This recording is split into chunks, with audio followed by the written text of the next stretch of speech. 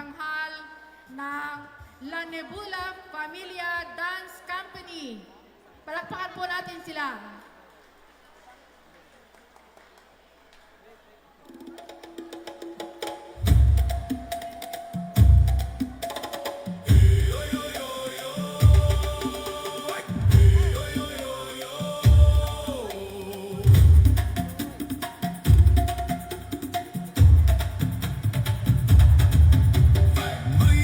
Islang isinilang na kung saan ay dating pastulan sa pagsasaka at pangingisda ang pangkabuhayan. Bulong ng mahiwagang pagsibol, malakas na hangin ang sumibol, isang isla ang siyang sumibol.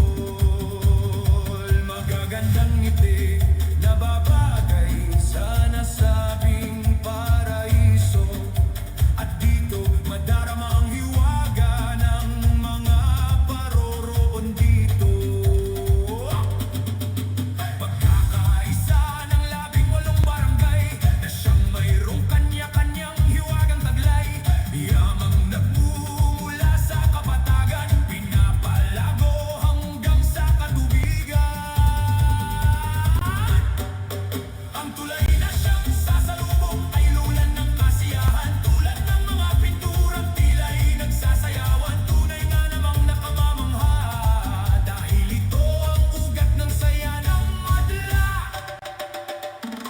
Hindi mawawala ang pasyalan ng madla, pinuputing buhangin, asul na dagat at hangin na payapa. Ang Little Boracay ng isla, dinadayo sa taglay nitong ganda.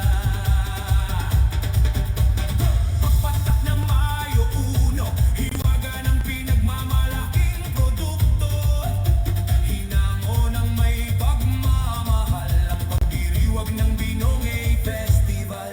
Pagsibol ng dating tagong hiwaga, islang kay gandang hinulma ng may likha, isla ng kabaruyan ay pinagmamalaki, ngayong nagniningning at lumalagong isla ng anda. Karanasay ng isla ng 100 pulo, kung saan makikita ang likas na yaman sa karagatan at kapatagan. Nasa handa sa Pangasinan ang inyong isla ng 100.